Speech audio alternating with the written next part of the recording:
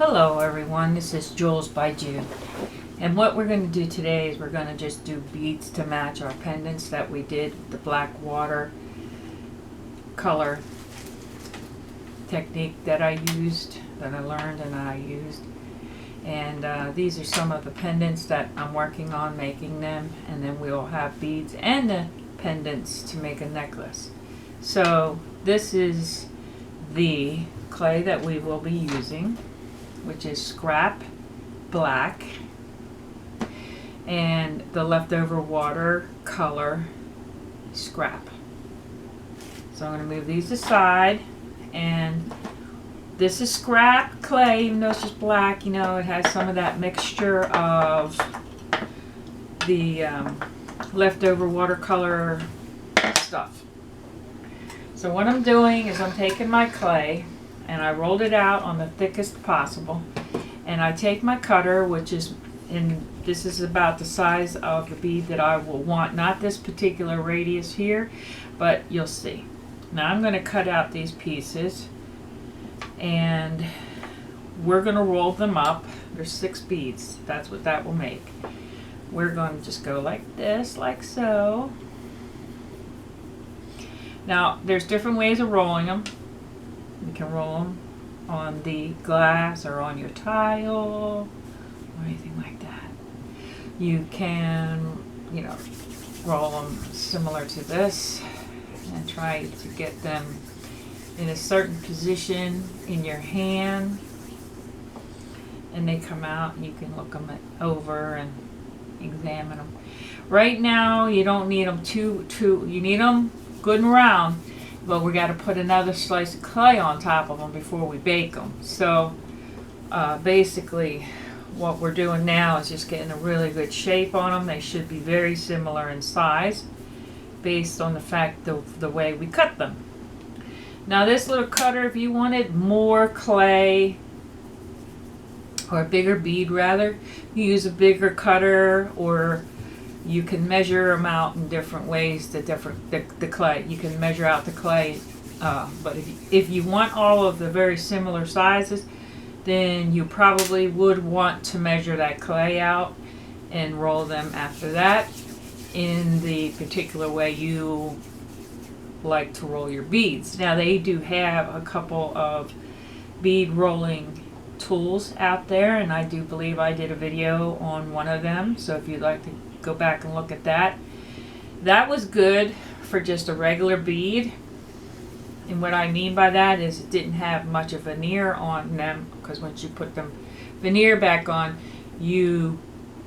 size of your bead goes up and it gets harder to roll them out. But if you're just rolling beads, that bead roller works great.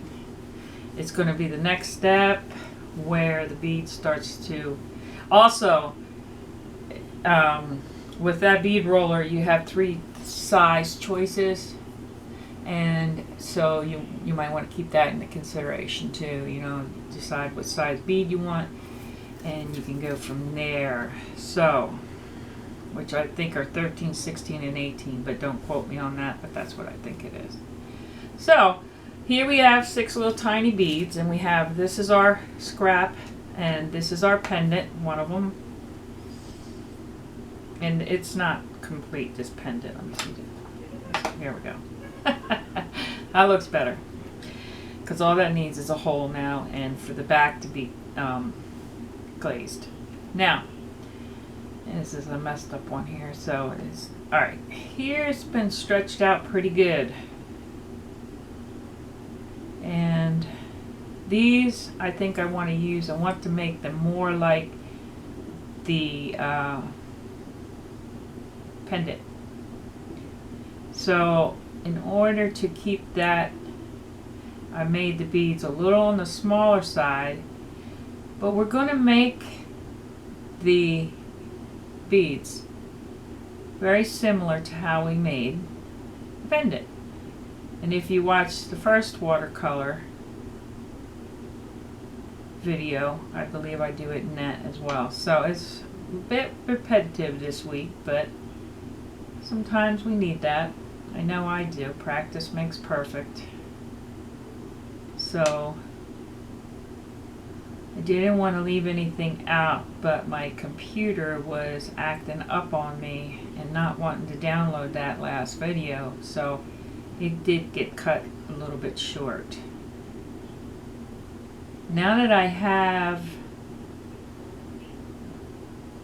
my bead covered, I'm going to just put it there. I'm not going to roll it yet. I want to do the other beads first because I want to make sure that they're still similar in size. And the first video I did, they were a little on the larger size. But they still worked with the necklace. I felt that they did.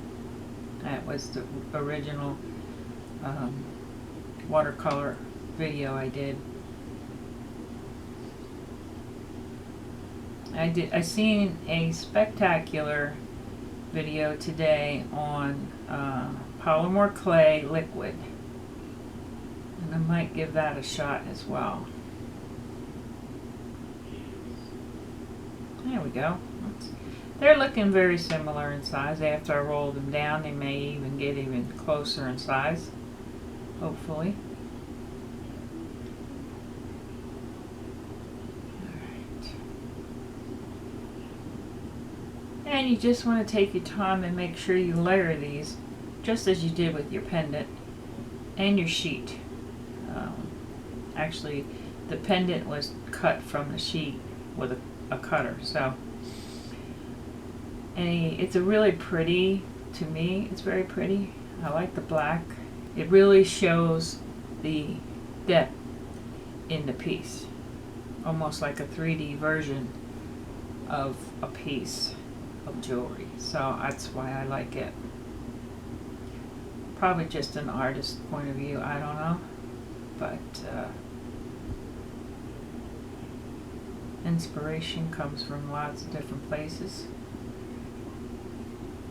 So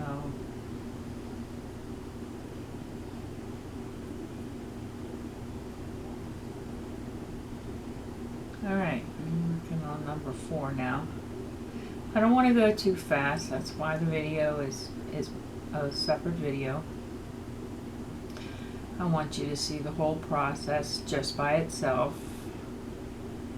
So if you ever need to refer back to just the beads, you don't have to watch a whole video on other stuff that you may or may not be interested in viewing again. And I appreciate those types of videos myself, because that's how I learn a lot of times. Okay. Last bead. And as you can see, they look very similar to their counterpartner there.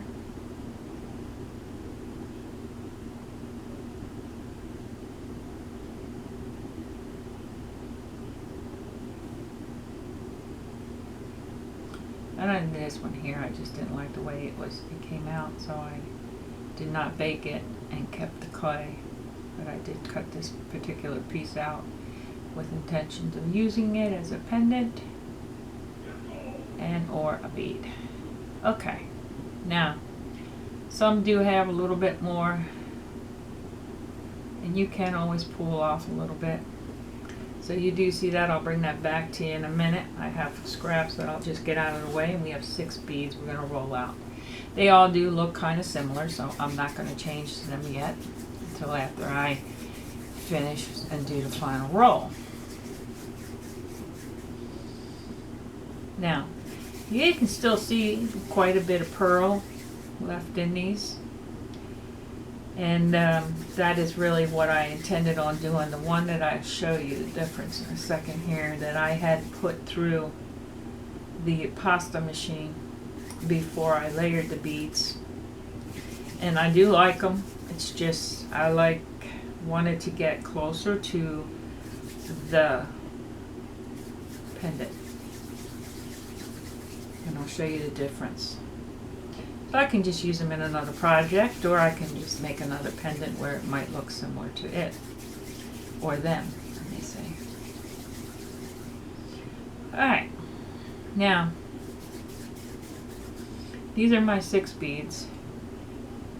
I can always make more if I do need to. This one here, he does look a little shy here, this one.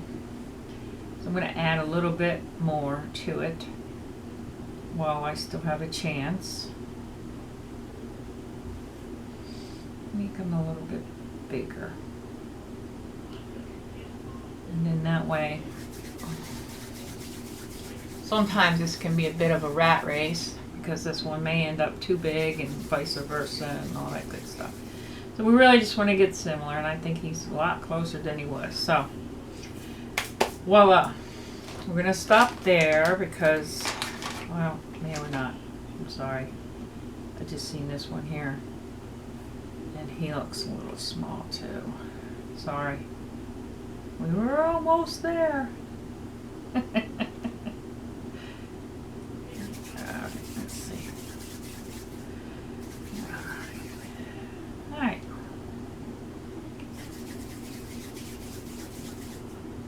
Okay.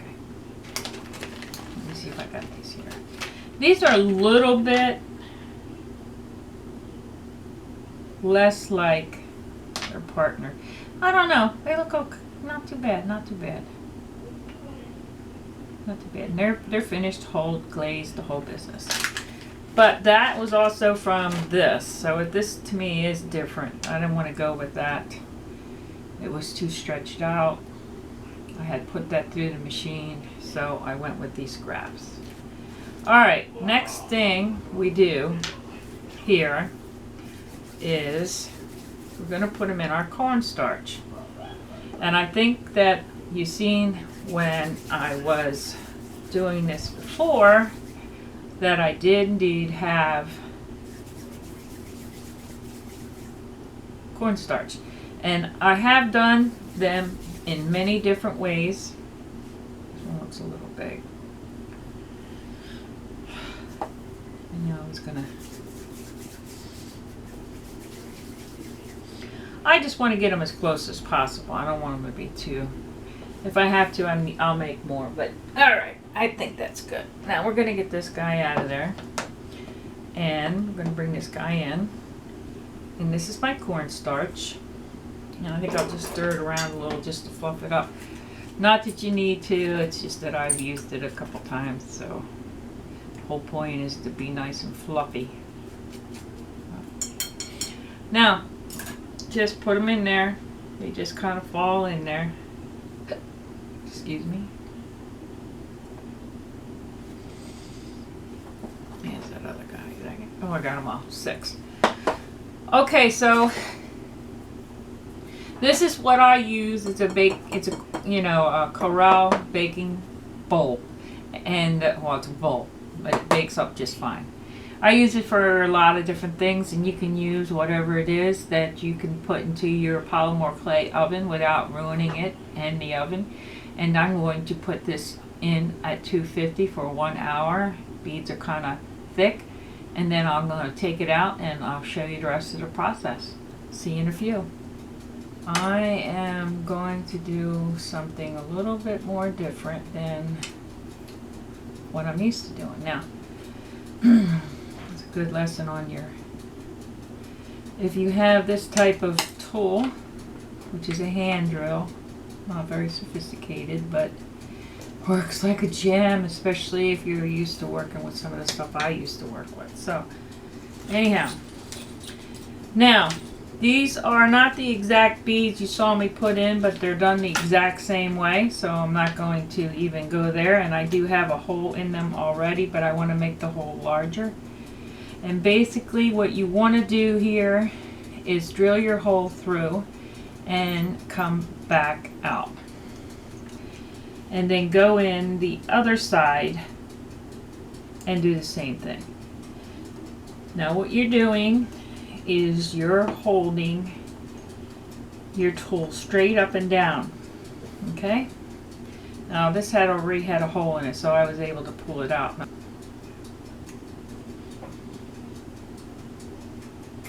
we go. Let's see, back it out. Go forward and drill in. Make sure that hole is very clean. It's drilled out, So, but this is what you would do. You would find the center of your bead and push it down to get it started.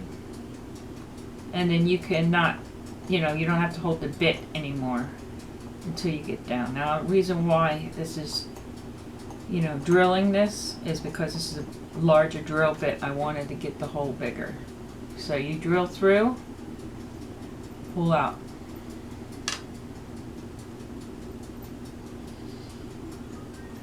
Okay. And do it again. Drill in the other side. Push the clay out. Voila.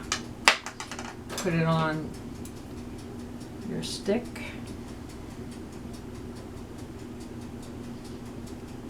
Your holding tool, whichever you might want to call it. Got the hole in here already. This is a UV nail polish.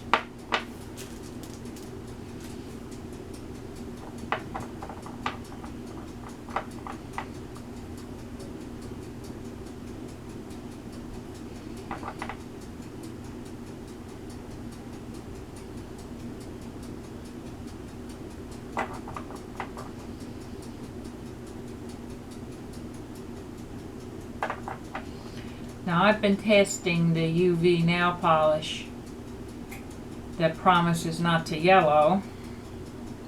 It needs to go into the UV lamp. And some of my pieces are coming out quite well. Now this one needs to be held underneath the lamp. And that's what we're going to do. It actually dries a lot quicker than the resin, the UV resin does. So if you want, to give that a shot, you can. I think it's going to come out better than the UV resin one. I'm trying to use it on the sides or the edges of my pendants. I did not do that with this one here. Believe it or not, that's dry. It's dry, completely dry. I can't believe it. It's so quick. And it's glossy. Look at that. Look how glossy that is. So I'm going to turn my lamp off and bring my camera down and show you some close-ups of how shiny the UV nail polish can be on these other beads. Give you a really good close-up look. Okay? Okay, everybody, this is the black watercolor pendant. These are the black watercolor beads, and I just showed you how I did that one, and that one was done exactly the same way. It is a different bead based on it was on the one that we used in the cornstarch in the previous shot. And this is another one I just showed you how to do. So this is a really, hopefully, close-up shot that y'all got of this pendant. And the back will need to be finished. And so there will need to be a decision as to where this particular hole will go. It may go in the side for this pendant. And then string the beads into a necklace. Okay? So if you like this video, like it, and if you like it, share it, and if you share it, subscribe. Thank you. Jules by Jude. God bless.